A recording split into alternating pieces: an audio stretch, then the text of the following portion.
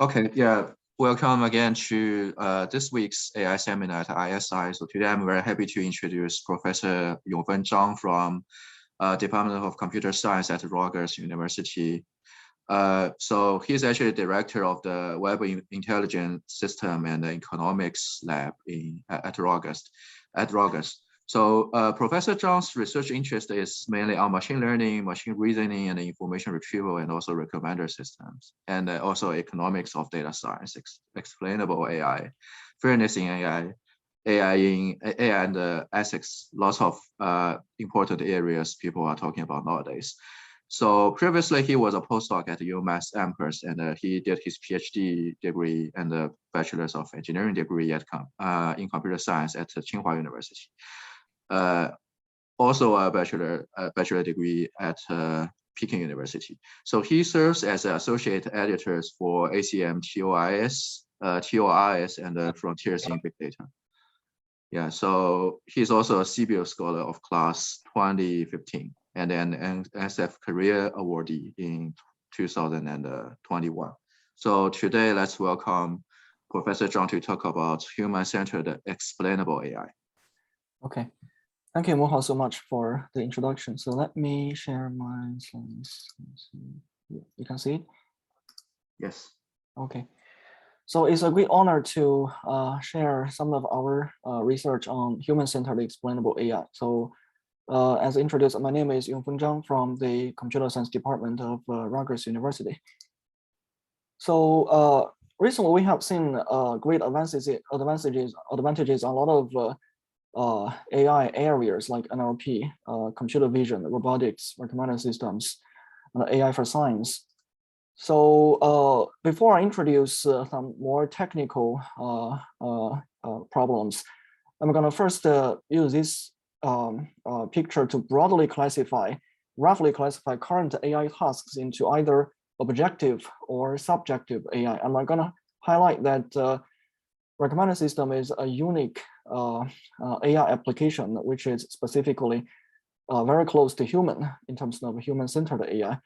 And because of this, there are a lot of unique challenges that we need to consider in this research area. So objective AI means those AI tasks that are relatively far from human. And the problems in those tasks usually have exact answers. Subjective AI means those tasks that are more close to human. And sometimes, a lot of times, the problems in those subjective AI domains have no absolute answers because it all depends on which user or which target you are talking about. Let's use three very important AI tasks to better understand the relationship and the difference between subjective and objective AI. For example, let's look at computer vision.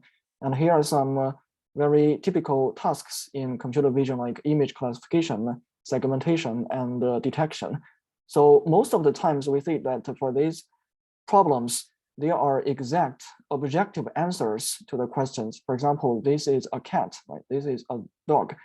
So it is a cat for you and for me. For everybody, it is a cat, and it is dog for everyone. So the answer of the questions is more objective, doesn't depend on the subject you are talking about.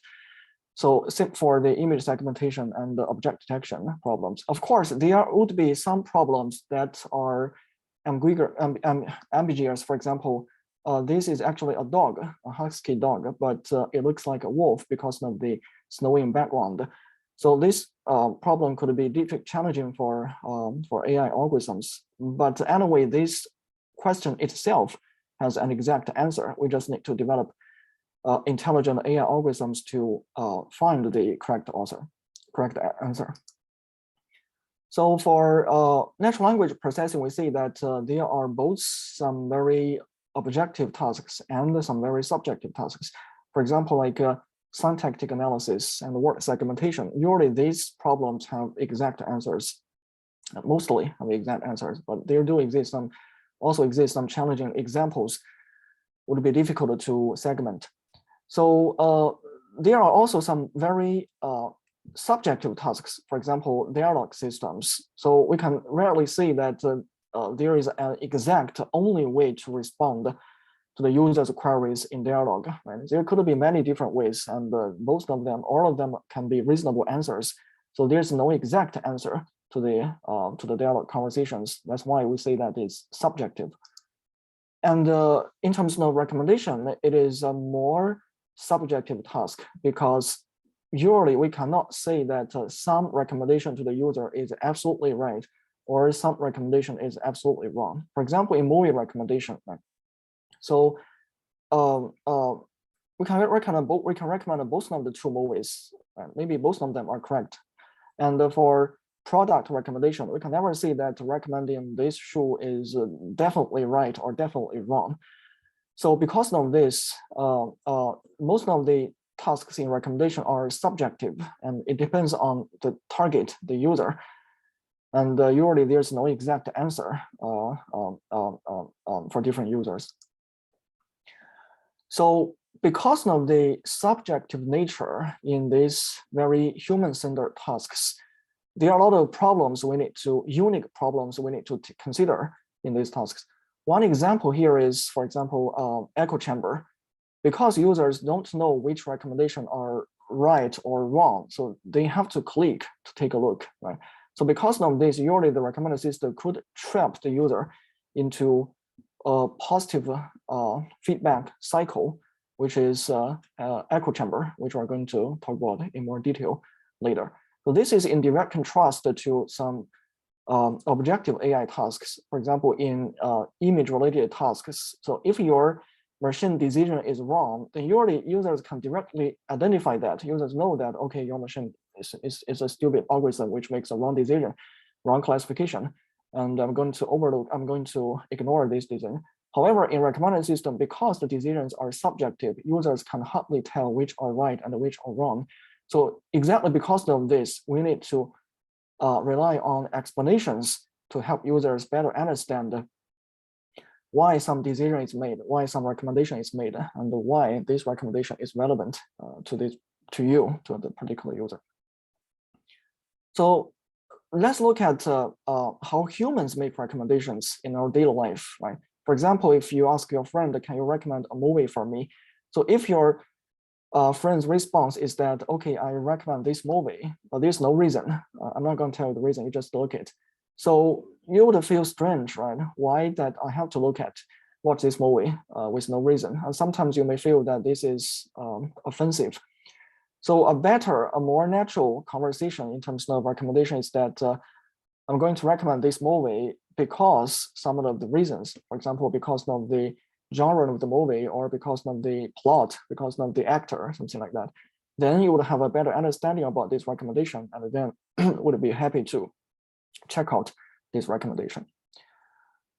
So in general, recommender system is a very representative human-centered AI task because it naturally involves human in the loop. Actually, it influences human decision making nearly every day and everywhere, because we can see there are a lot of downstream scenarios where recommender systems takes role. For example, in e-commerce, social networks, search engine, professional networks, and a lot of others like sharing economy. So sometimes they're also deployed in some high-stake application scenarios. For example, in financial services, like financial or investment recommendations, and in legal services, for example, payroll decision recommendation, and in medical domains like doctor recommendation and patient-doctor matching.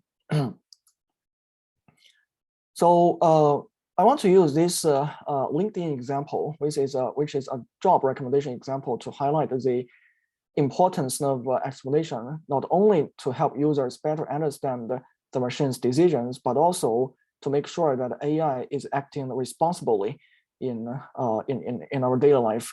The background is that many companies use automated tools such as LinkedIn for recruiting, because that when a job is posted, sometimes there could be thousands or even more applicants, and it's going to be very time-consuming for HR to manually examine one by one to decide which candidates is going to be interviewed. So because of this, usually we can use machine learning algorithms to rank these candidates. This is sometimes formalized as a recommendation problem because we're going to rank the candidates into the recommendation list. And usually only the top, for example, top 10 candidates are going to be take a look, their profiles are going to be examined more carefully, and they are going to have chances for interviews. So here comes a problem. So from the recruiter's perspective, of course, they want to know that why a particular candidate is a better fit than another for their company, for their job. But even from the applicant's perspective, they demand explanations even more because they wonder, why should I trust the algorithm, right? And why should my whole career be decided by a machine, by an algorithm? Because if this algorithm doesn't expose my profile, I may not even have a chance for interview, which could directly influence my future career development. So to answer these questions, to answer these why related questions, we need explainable AI, and to make sure that the AI decisions is acting responsibly, in a responsible way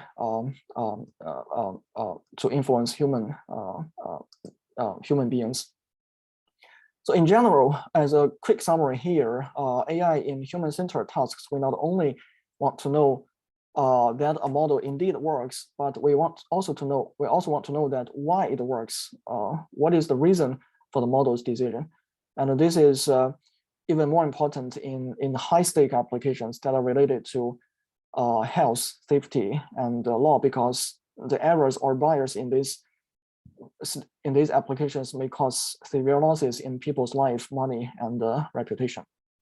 So we hope developing explainable AI models to help humans to make better decisions. So as a quick summary about the technical things that we're going to introduce, we're going to cover these topics. The first one is the cognitive reasoning approaches for explainable AI, where I'm going to introduce the neurosymbolic and the neurologic reasoning approaches for explainable AI, as well as counterfactual and causal reasoning approaches. So then I'm going to introduce natural language explanation, which is to use explanation as a bridge between the human and the AI. So this is especially important for the massive scale, the millions or billions of users, normal users who are not AI experts. So because most of the explainable AI models currently are designed for AI experts to better understand how their model works. But another large group of population that demands more on explanation are actually those people who knows nothing about AI. So they actually demand more on the explanations. We hope to generate natural language explanations which are easily understandable for these normal average users who know nothing about AI systems. And finally, we're going to talk about how and why explainable AI can better enable human controllable AI to make sure that AI can be better controlled by the users so that the decisions are always within our mind safely. So to start with, I hope to use this picture to highlight the relationship between AI and machine learning, because machine learning is so popular, especially deep learning in recent years, that some people may think that AI is equal to machine learning, but actually AI is not equal to machine learning. AI includes machine learning. Except for machine learning, there are some other important perspectives on artificial intelligence, for example, planning, reasoning, search, and knowledge representation. So here is a very rough, high-level history of AI research. In general, we can broadly classify the AI approaches to symbolic reasoning approach and a machine learning approach. Symbolic reasoning approach are actually very popular, very prospering, beginning from the mid-1950s to late 1980s. So we call those GoFi, the good old-fashioned artificial intelligence. I believe that everybody here knows these very famous names like A-star search, production rules, alpha, beta, promny, right? These textbook level algorithms. And they have been widely used in expert systems and some gaming systems like IBM Deep Blue chess AI system. So later, with the accumulation of data and computing power, researchers gradually shifted to the machine learning approach to AI, beginning from the 1990s all the way to date with the success of deep learning methods. So some representative examples include support vector machines, which is an early type of machine learning, matrix factorization, and recent representation learning and the deep neural networks. And they are also deployed in many practical systems like recommendation, computer vision, and the natural language processing.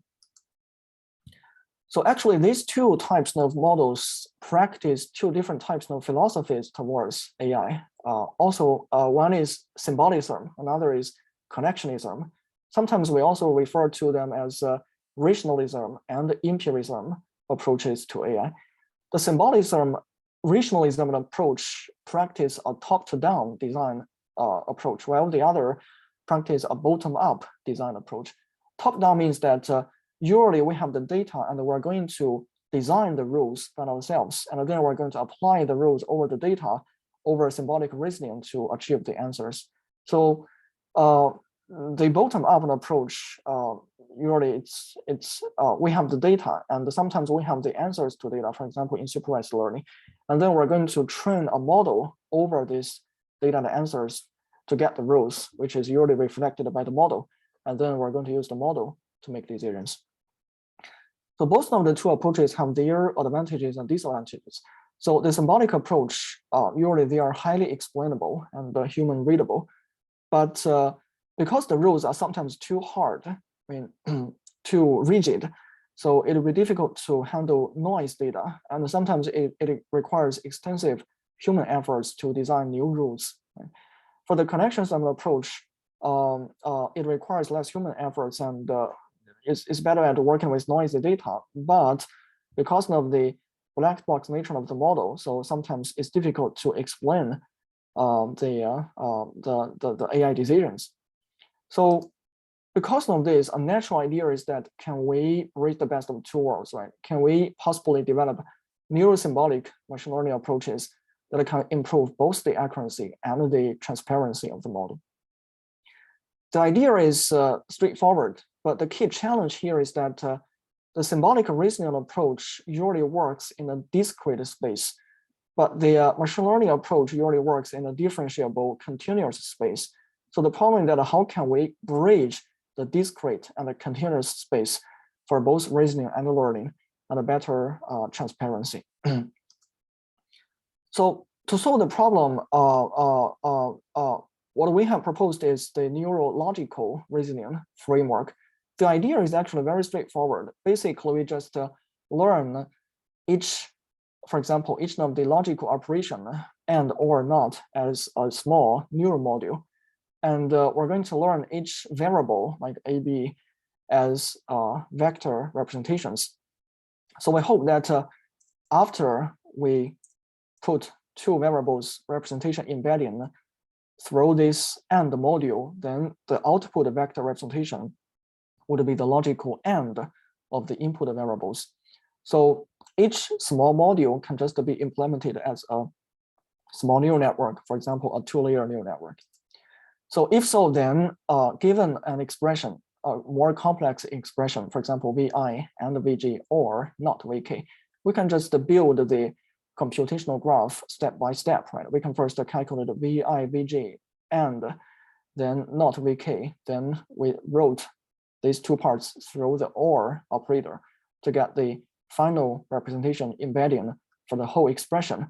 And then we can compare this embedding with the constant anchor vector, which is the true vector, to know how close is this vector with the true vector so that we can make predictions and decisions.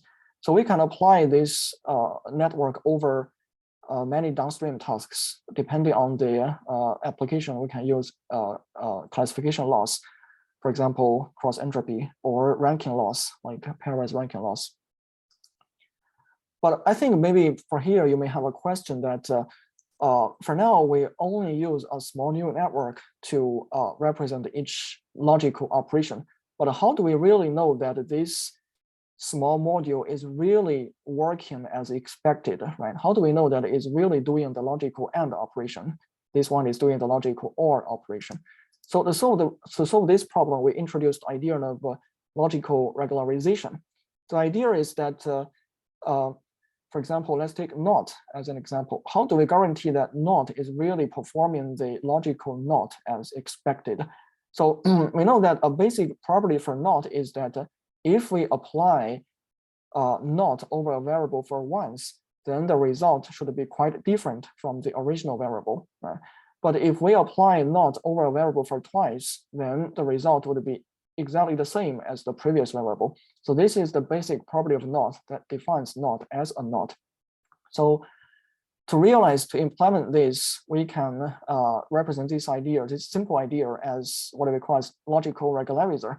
For example, we can, for each variable, we can put through the variable over not for twice.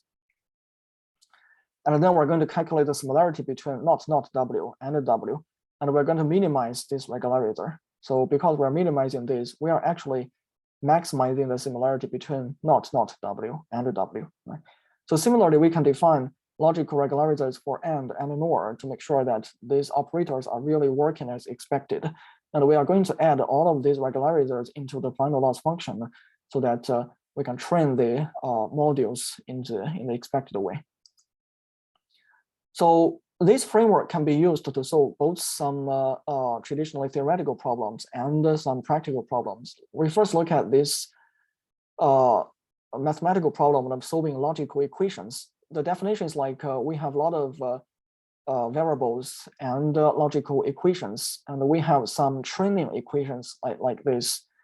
So we have some testing equations. The problem is that given these training equations, we hope to train our model, and we want to predict the true false value for the testing equations. So we can see that our approach can achieve reasonably high accuracy on predicting the new logical expressions with about 95 to 96 accuracy. And we see that this logical regularizer like this is very important in this model, because if we remove the logical regularizers, then the prediction accuracy would decrease. So this figure shows the optimization process of solving the logical equations. Each dot in this figure represents the one variable in the training data set.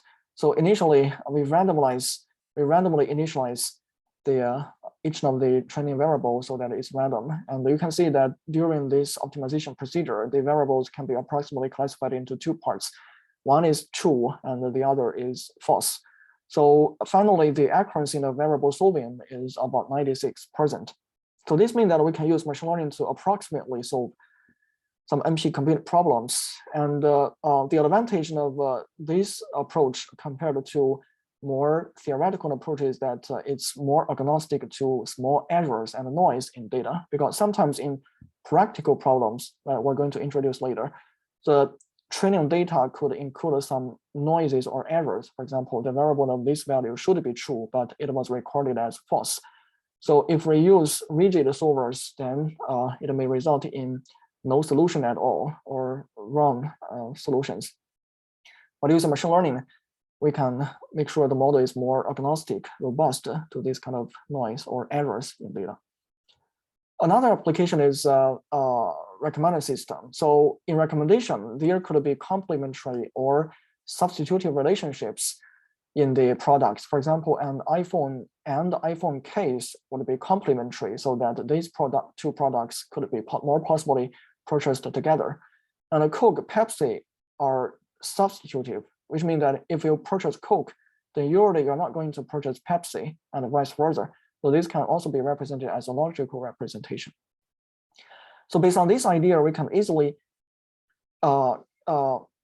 converse each user's data record into a logical expression. For example, a user liked product V1 and disliked V2 before, and after that, the user purchased V3. So we can consider that the reason for the user to purchase V3 could be either that V3 is complementary with V1, or V3 is substitutive with V2 because the user didn't like V2, right? Or both of the two reasons. So we can use this as a training example, and we can have training examples from a lot of users to train our model for making recommendation and predictions. So we can see that, of course, this can help us to improve the recommendation accuracy because we integrate the reasoning ability into the model to better learn the complementary and substitutive relationships between atoms. But more importantly, we can also extract explanations for the recommendations. For example, we can calculate the degree of complementary using the AND operation to know which products are complementary with each other. And then we can explain to user that, for example, we recommend this iPhone case is because you have purchased iPhone, and these two products are highly complementary with each other. That's why we make this recommendation. So as we mentioned before, except for logical reasoning, another important ability, cognitive reasoning ability, is counterfactual reasoning. So I hope to use this example, very intuitive example, to help you better understand what's the difference of counterfactual reasoning compared to associative reasoning, and why counterfactual reasoning can be better in providing explanations. So here is a recommendation example where we have a user and we have, for example, 5 products. For each user, we have several aspects, or sometimes called features, in this domain. For example, the screen of mobile phones, the battery of the phone, and the price of the phone. For each user, we know the user's preference on each feature. For example, screen 4 means that the user cares about this feature with a degree of 4. And the user cares about the battery with a degree of 5, which means the user really cares about the battery life of the phone. Okay, and for each phone, we also have this product's performance on each feature. For example, this product its quality on screen is 4.5, something like that. So traditional matching-based explanation. Suppose we have a recommendation algorithm which recommended the product A and B and didn't recommend C, D, E. So traditional association-based explanation extraction would be simply calculate the matching score between each feature, right? You calculate 4 multiply 4.5, and you multiply each of the user's preference on each feature, as well as the product performance on each feature. So the total score would be the recommendation score for this product. And the best matched feature would be used to generate explanation. For example, like this one, screen is going to be used to generate explanation because 4 multiply 4.5 has the highest score. But this kind of explanation may not better help users to understand why this product is recommended. A more scrutable way of providing explanation is to use counterfactual reasoning. Like we can see that we can tell the user that we recommend this product because if this product's performance on battery is slightly decreased from 3 to 2.1, then this product will no longer be recommended. Then this kind of explanation can better help users to understand why a particular product is recommended and what would happen if something is different from what I see currently, right? So we call this kind of explanation as counterfactual explanations. And we can tell user that we recommend this product because if the product had been slightly worse on a particular aspect, then it would not have been recommended. So this aspect is the reason that we make the recommendation. So how can we extract the counterfactual explanations? We know that in machine learning, a very commonly practiced principle is the Occam's razor principle, which means that this principle can also be translated into the explainable AI domain, which means that if we have 2 explanations that are equally effective in explaining the result, then we prefer the simpler explanation than the complex one. The reason is because in this example, there could be maybe if we change the performance on screen, this product can also be kicked out of the recommendation list, right? So which means that there could be many different ways to generate the explanation. So the problem is that which explanation should we take as the final explanation? And here we're going to practice the Occam's razor principle. We're going to find those simple and effective explanations. So how do we define simpleness and effectiveness? We can define the we can define simpleness using the explanation complexity, which is defined by the number of aspects that you have to change and the degree of change on each aspect in this domain, which can be characterized by the 0 norm and the 2 norm of the aspect vector.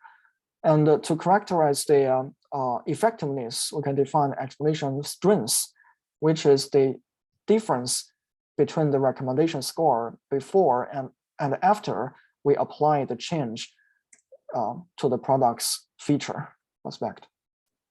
Okay, so I hope to point out that complexity and the strengths are actually two orthogonal concepts to consider in explainable AI, actually explainable recommendation, which means that simple explanations may not be weak and the complex explanations may not be strong. Sometimes maybe there's a very complex explanation, but this explanation, possibly it could be weak. So among all of these 4 dimensions, of course, we first hope to extract those strong recommendations, right? We hope to make sure that our explanation can really kick out the recommendation from the top K recommendation list so that the explanation is strong. And among for strong explanations, there could be simple and strong explanations, as well as complex and strong explanations.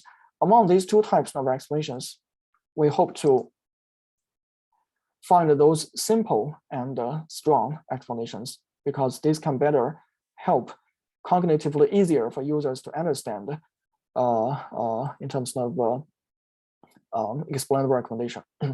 So because of this, we can formalize the explanation learning into this constrained learning framework, which is to minimize the explanation complexity and constraint on that the explanation is strong enough.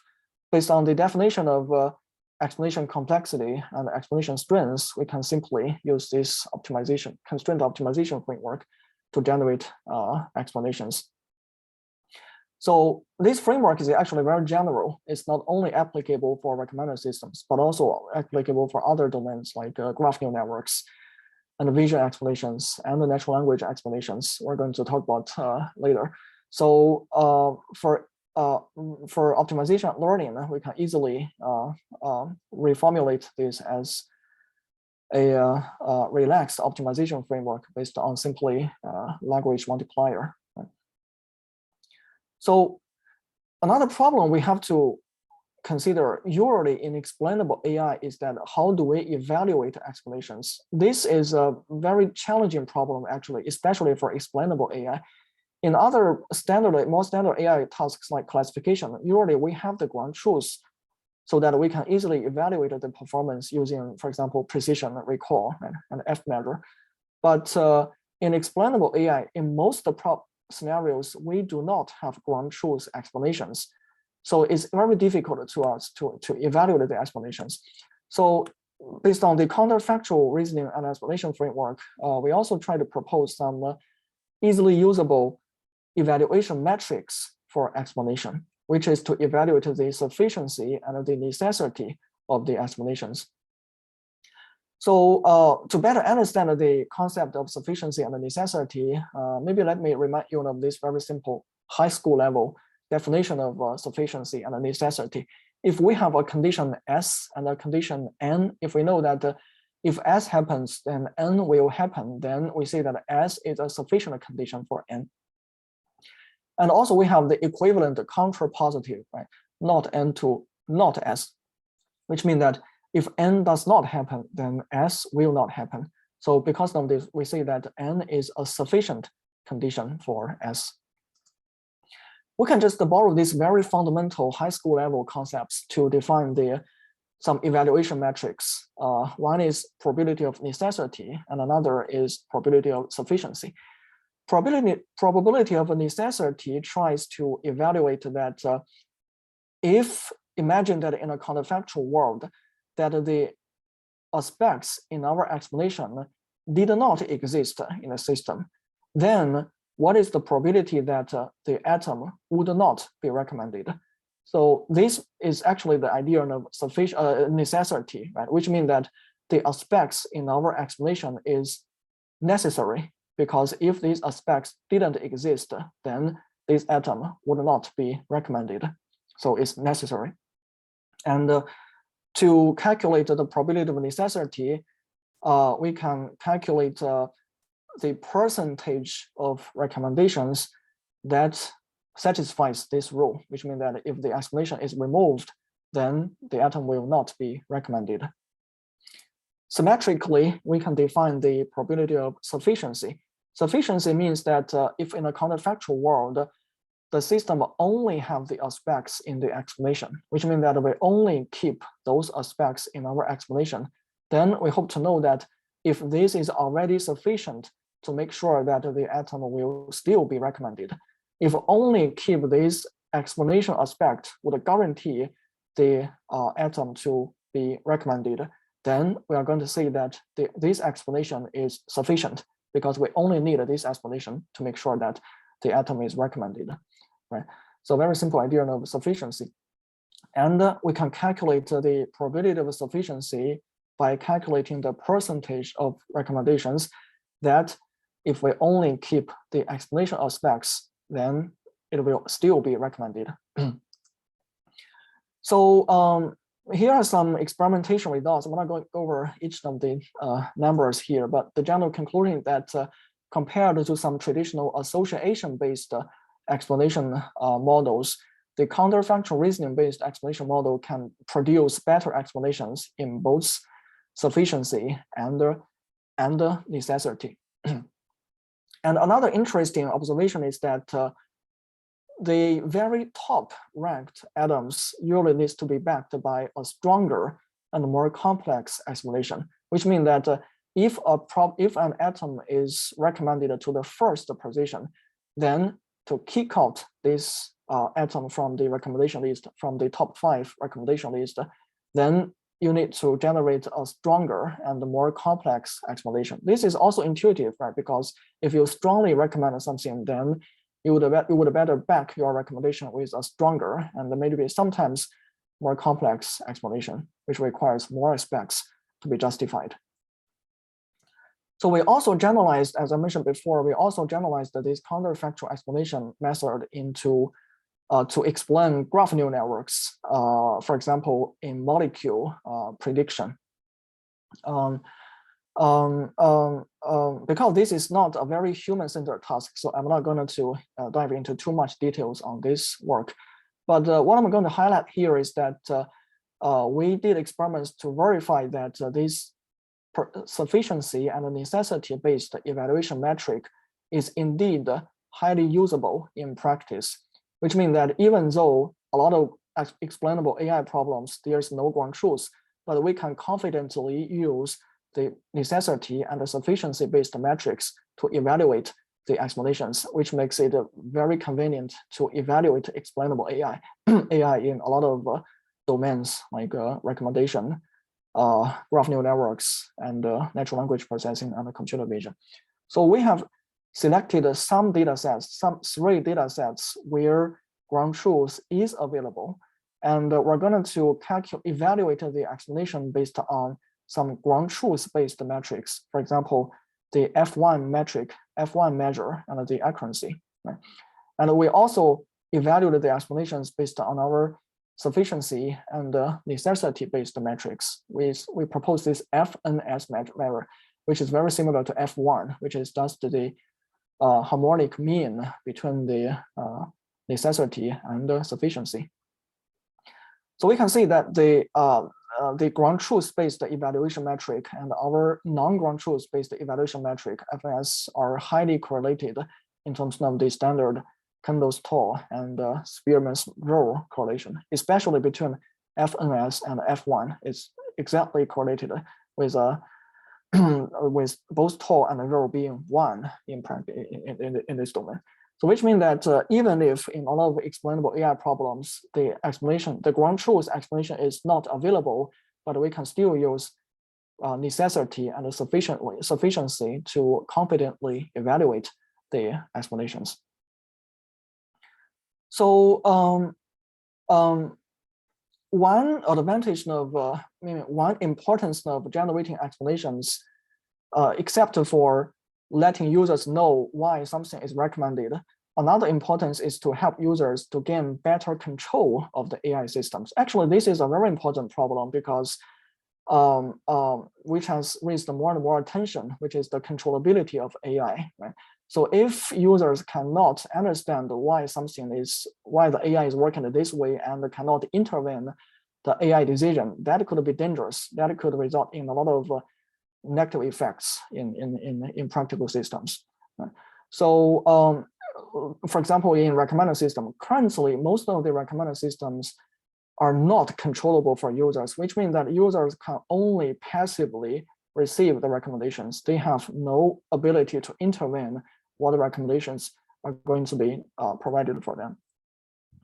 And this causes many problems. One example is echo chamber, because users have no control of the recommendation. For example, in Twitter, right? You can, when you click in Twitter, right? You're only able to passively look at what was recommended to you, but you have no control about the recommendation list. And this could result in problems like echo chamber because of the positive feedback loop and because of the subjective nature of recommendation, because users just don't know that which recommendation is right, which one is wrong, because there's no objective metric to evaluate right or wrong. Yeah. So counterfactual explanation can help us to develop user controllable recommender systems based on counterfactual retrospective explanation and the counterfactual prospective explanation. Counterfactual retrospective explanation help users to control the past, and the prospective explanation help users to control the future. The difference is that in retrospective explanation, we're going to tell user that, for example, in Twitter or in TikTok or in Facebook, right, we recommend this tweet or video because you previously liked some other videos, for example, A and B.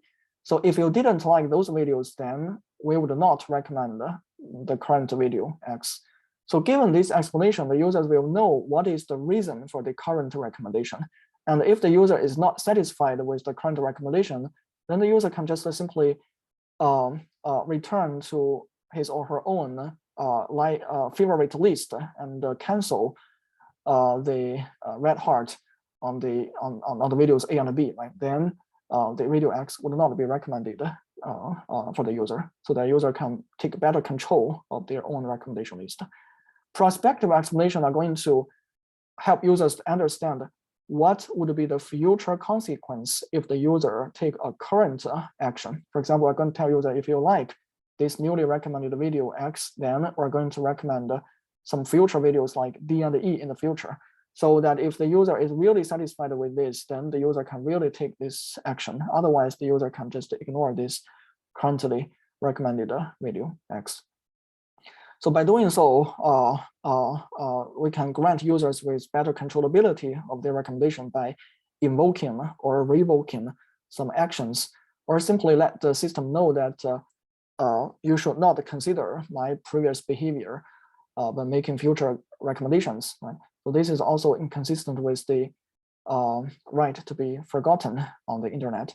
So we have collaborated with some companies like Facebook and Twitter to implement this kind of controllability in the systems. And I believe that in the future, 1 or 2 years, everyone are going to take control of their recommendations in social networks for better interaction with AI. Finally, I think I can quickly go over this natural language-based explanation. As we mentioned before, most of the current explanations are developed for domain experts to better understand how their model works. But another population that actually demands more on explanation are average users who have no knowledge about AI. Right? So if we can build natural language-based explanations, we can better enable understanding and the collaboration and the trust between humans and the machines, so that they can collaborate more efficiently with each other in work environments in the future. So basically, we hope that future machines should be able to explain themselves using natural language, so that even average users can understand the decisions. So recommendation is actually a very suitable problem to start the exploration on natural language-based explanation, because in this domain, we have the user-generated explanations. For example, if a user purchases some product, they're gonna write a review for the product. So the sentences in the review are actually the user's own explanation about why do they make this purchase. Right? So we can borrow this context, rich context, to train models for natural language-based explanation.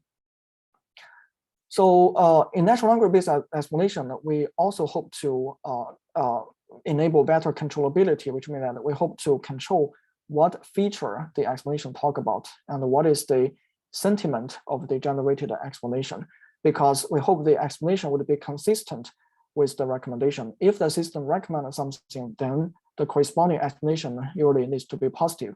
If the system disrecommends something, right, then the corresponding explanation should be negative, so that the system is not always just cheating users into purchase based on positive explanations. Which means we hope the explanation could be honest, which means that if the system doesn't recommend something, we hope the system can honestly tell the user that what is the negative point about this particular atom. Technically, we propose what we call as personalized transformer. Transformer has been a very important technique for generating natural language. But currently, the transformer is a huge language model that is universal for everyone. There is seldom any ability for personalized adaptation. But we hope that because in recommendation, personalization is very important, right? So we hope the explanation could be personalized for different users. So to realize this goal, we develop what we call as personalized transformer. The idea is that we're going to use the user and the atom ID as one of the context prediction tasks to make sure that the embeddings and the parameters learned in the transformer are going to be influenced by the user and the atom ID. So the final output sentence for different user and the atom could be different. And to enable better controllability, we also take the features as part of the optional input, which means that if we hope the model to talk about a particular feature, then we can just take the feature as part of the input, so that the generated explanation would really talking about that feature. A feature would be something like, for example, in hotel recommendation, the features could be the bathroom of the hotel, the room of the hotel, if the hotel is close to airport, something like that. Of course, to guarantee the recommendation quality, we also need a written prediction component to make sure that the model is able to make accurate predictions.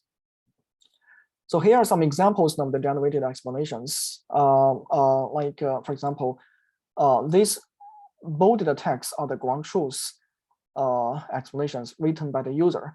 And the others, all of the others are generated explanations. We can see that we have two observations. One is that we can generate, we can enable better controllability in the generation. For example, if we want the explanation to talk about a bathroom, then we can generate a sentence to talk about a bathroom. For different features, we can generate a sentence to talk about different features. And another thing is the consistency with the sentiment. For example, if the model's recommendation score is very high, then usually the generated sentence is positive. For example, the rooms are large and comfortable. Right? The bathroom was large and had a separate shower. But if the recommendation score is negative, right, then the generated sentence you also tend to be negative. For example, it is not close to the airport, or the furniture is worn, which can be consistent with the sentiment score to be recommended for the atom. So this technique can also be integrated into vision language co-learning, because in a lot of recommendation tasks, image and the text co-appears with each other. For example, when user comments on a fashion product, then some of the words in this review sentence would be correlated with some visual parts of the product. And if we can learn better alignment between image and a text, then we can generate better visual-based explanations. So we can train a visually explainable recommendation model by integrating the image of the product into this model. We can use the image as part of the input to predict the language sentence as a supervision.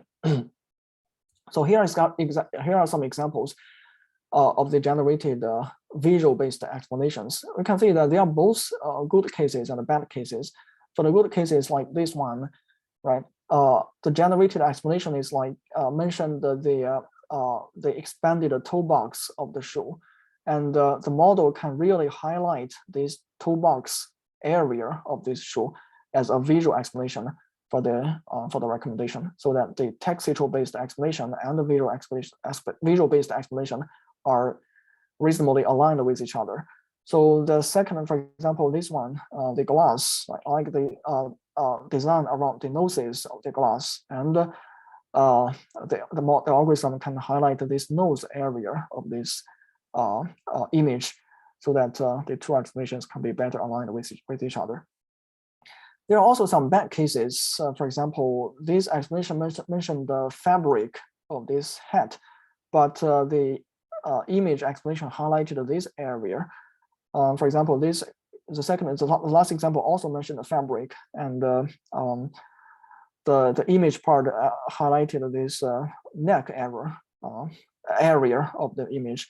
The reason is because the fabric feature is a global feature. It can hardly be mapped to any local area of the image. So for this kind of global features, it's still difficult to generate these corresponding visual explanations, which could be an area for future improvement in the future. In the future.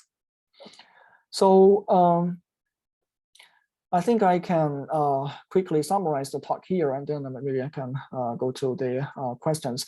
So basically in this talk, we introduced explainable human-centered AI, including several techniques, for example, logical and counterfactual reasoning, natural language explanation, and how can we use explanations to enable better controllability of users over the AI systems. And in general, we hope that we can build a better transparency and enable better trust between the human and AI in terms of explanation and better controllability. Yeah. Okay, thanks. I think I can stop here and take a look at the questions. Yeah. Yeah, thanks, Professor Zhang. This is indeed a very rich talk, and I do feel like all those new concepts are explained very clearly, so I really learned a lot from it. So I think currently there's one question from the audience. So I think that the question is kind of big, but I'll just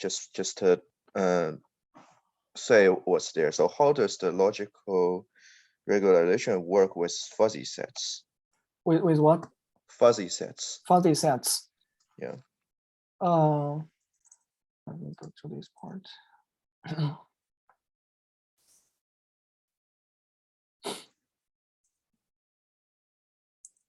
Yeah. So yes, I think this is a very insightful question. Actually, we have tested that if the input vectors are binary vectors, for example, A is a binary vector, B is also a binary vector, right? Which means that we can consider each dimension as an entity, and we can consider A, B as a set. A set can be represented as a binary vector, right? So we can still train and, or, and not modules to fit the logical operations over sets, which means that if the input vector is A and B, two binary vectors, then we can make sure the output vector is the intersection between the two binary vectors. For OR, the output would be the union of the two binary vectors. But this is not a fuzzy set. This is still, I mean, traditional discrete set.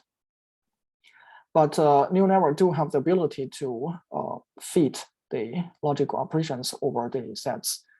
I think that for generalizing to fuzzy set, we haven't thought about this direction for now. But I think indeed, if we have some explicit dimensions or entities, then we can indeed represent the input vectors as a fuzzy set, so that the logical operation can be applied on the sets to for decision making. That can also maybe enable better explainability, because if there are explicit meanings for each dimension in the A and the B vector, then we can know that which dimension is taking more importance in the logical reasoning, and then that can possibly be used to produce explanations. Yeah. Yes, thanks, Professor Zhang. Actually, in this context, I do have a question for myself. So I understand that, for example, you use, let's say, a feed-forward neural network to model different kind of logical operations at here, so that you can manipulate the reasoning in the vector space. I was wondering, how have you thought about, or what if we use other kind of T-norm operations, for example, product T-norm or stochastic T-norm, and any other kind of T-norm, in which basically those are just numerical operations on the vectors instead of you really adding a feed-forward neural network. So can you repeat the T-normal? What do you mean by T-normal? T-norm. T-norm, okay. Yeah. Okay. So you mean whether, please. For example, product T-norm is something like, if I'm modeling n, I would just multiply two vectors, something like that. Or versus, not is just the complement operation of that. Oh, okay. Yeah. I do believe, that's possible. So for now we compare the representation of the whole expression with the true vector, with a constant constant anchor vector in the space. But I understand that maybe, it's even possible to compare this true vector with each entity in this reasoning space. Maybe some products, maybe in this practical domain, explain recognition domain, maybe some products is so popular. Just imagine a very extreme case where a product is so popular that everybody purchases it. Then this product will appear everywhere in the training cases. So that product will be very close to the true vector. So indeed, that if we ideally in that case, if we compare the true vector with that popular product, then usually the result will be positive because the product is very popular. I think this kind of problem is very interesting. So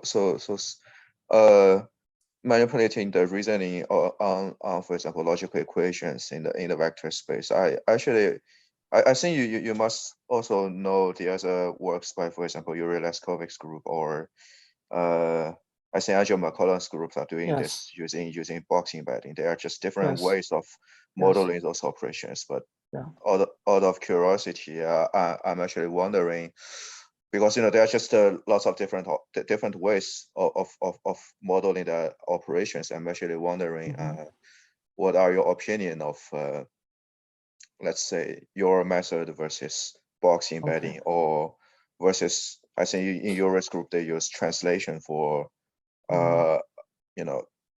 conjunction, something like that. Okay. So I'm indeed aware of the many exciting works in other groups, for example, the box embedding. And I think this is also related to your first question on fuzzy sets, right? Because a box embedding maybe can be better used to capture the set relationship in a fuzzy way. So I do believe that each approach maybe have their advantages on different types of problems. And I think that for the modularized reasoning technique, I think it's probably more suitable for learning each function as a small module, and then we compose different functions into more complicated functions for reasoning.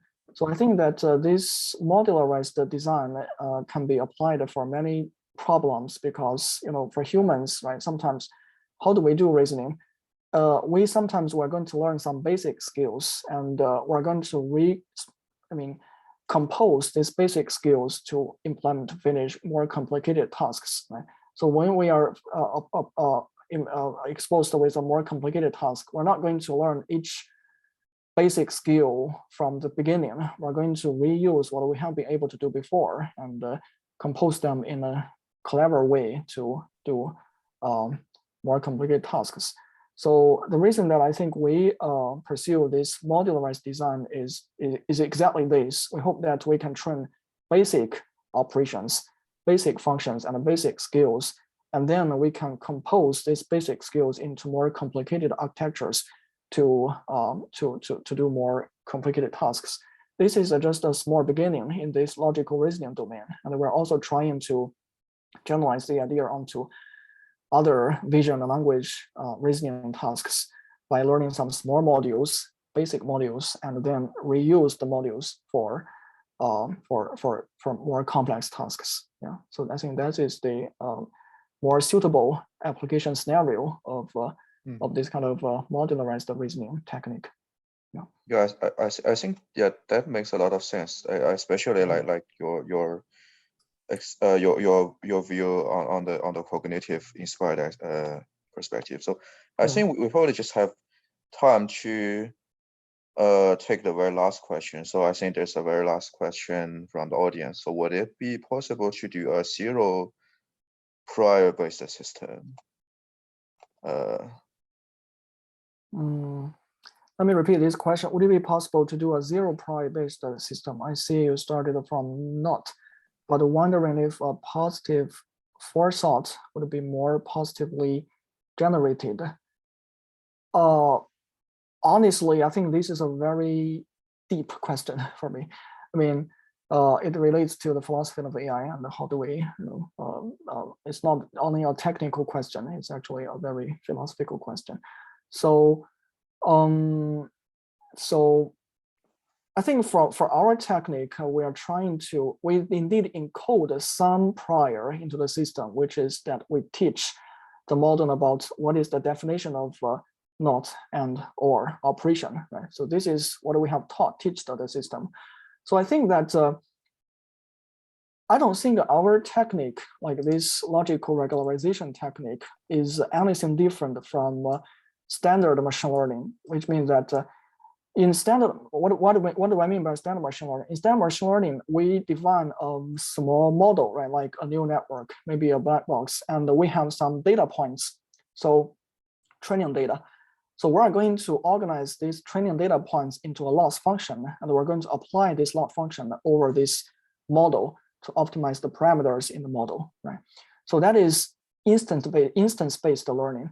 So sometimes, we are so clear about what is our expected function about this module. And so in this case, we don't need those instances for us to train this model. We can just interpret our requirements on the module as a, for example, very clear mathematical regularizer. And we can use this regularizer as a direct loss over this module to train this module into the function that we expect. So I think that both of the two methods are, reasonable. It all depends on, can we clearly define our expected function of this module? If we can, then we can just write our expectation as a mathematical equation, and then we can apply this equation as a regularizer over this module. If not, maybe this function is too complicated, right? We cannot just write it as a function. Then we have to collect some data points, and we hope that these data points can be applied to optimize this neural network into the function that we expect. So in general, I think that mathematically, I don't see any difference between these two approaches. The only difference is that are we able to clearly understand what is we want out of this neural network. And so if we know, then we can organize it as a prior, such as a mathematical equation prior, to optimize it. Otherwise, then we have to use data points to train this model. And I believe that these two approaches are both important because maybe there indeed are some functions that are so complicated for us to understand. We have to depend on instances to train this model. But there are also some functions, for example, human-defined functions, and we're very clear about what is the function that we can use mathematical regularizers to learn this model. Yes, thanks, Professor Zhang. Actually, I think we can conclude this seminar today. Really, thanks again for this great and very insightful talk. And I really look forward to continue the discussions with you and see if we can apply some of your research outcome to, for example, explain the reasoning procedure in deep language models, or maybe finding spurious correlations over there. But yeah, so yeah, thanks a lot for giving this talk, and see you very soon. Yeah, thank you so much.